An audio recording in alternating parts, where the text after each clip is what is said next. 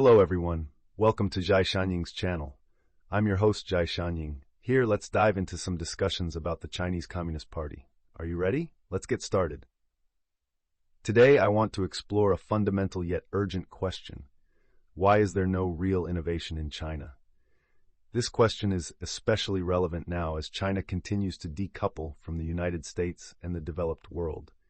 Without innovation, the consequences for China's economy and society could be severe and far-reaching.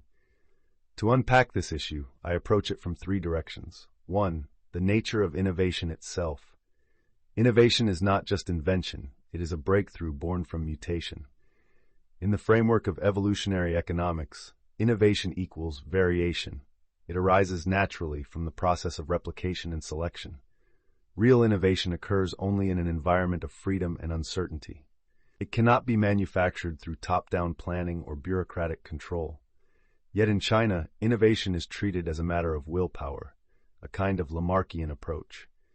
The state allocates massive funding and sets strategic targets, hoping to engineer innovation. Government propaganda boasts of trillions invested in R&D, claiming the world's second highest ranking in total expenditure. But all of this points to pseudo-innovation, because the essence of innovation, freedom, choice, unpredictability, is missing under the current system. Planning and innovation are inherently contradictory. Planning assumes predictability and linear development, whereas innovation is inherently disruptive, uncertain, and nonlinear. In a planned economy, there is no soil in which true innovation can take root. 2. The role of enterprises and entrepreneurs. Innovation requires a vessel, and that vessel is the enterprise. Enterprises organize uncertainty and serve as incubators of innovation. Entrepreneurs are the crucial nodes in the economic network, combining ideas, resources, and labor to push the economy forward. But China's historical and institutional frameworks have consistently undermined this role. The public-private partnerships of the 1950s, for instance, systematically eliminated entrepreneurs. The result was a structural vacuum that bureaucrats were unable to fill. Enterprises became extensions of administrative power, losing their vitality and creativity. Even today, entrepreneurs in China face an insecure environment. Businesses can be seized, individuals can disappear. In a legal system without safeguards, true entrepreneurial spirit cannot survive, let alone flourish. Without entrepreneurs, innovation dies in the cradle. 3. Knowledge structure and the cultural environment. Innovation is not just a technical process. It requires a specific kind of knowledge structure, and that structure is shaped by society.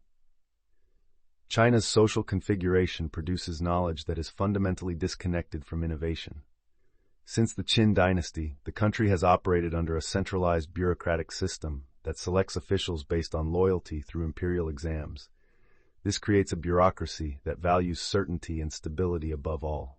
Uncertainty, the lifeblood of innovation, is seen as a threat. Bureaucrats focus on Confucian moral codes and rhetorical polish, not on problem-solving or technical advancement. As a result, the intellectual class becomes one of caretakers of ideology, not creators of knowledge.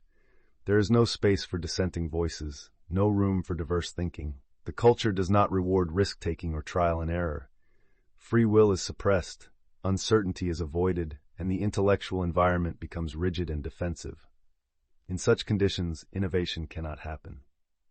In summary, the three fundamental barriers to innovation in China. A misunderstanding of innovation. Innovation is mistakenly treated as something that can be planned, ignoring its inherently unpredictable nature. The elimination of entrepreneurs and a hostile, legal climate entrepreneurial functions have been dismantled, and the institutional environment offers no protection or encouragement. A knowledge culture rooted in conformity.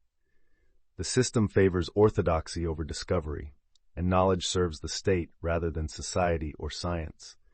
Under these cultural, institutional, and economic constraints, it is impossible for real innovation to emerge. Even if there are short-term technological achievements, they are merely borrowed time, a countdown to obsolescence. Looking forward, what would true innovation require? To cultivate genuine innovation in society, debureaucratize, reduce administrative intervention, and decentralize power. Legally protect entrepreneurs, provide institutional guarantees to support private initiative, embrace uncertainty and free will, Innovation must arise organically from freedom, not command.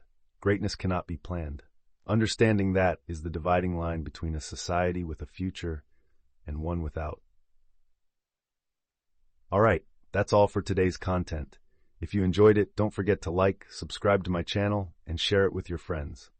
If you have any questions or thoughts, feel free to leave a comment below, and let's discuss together. This is Jai Shanying's channel, and I'll see you next time. Bye-bye.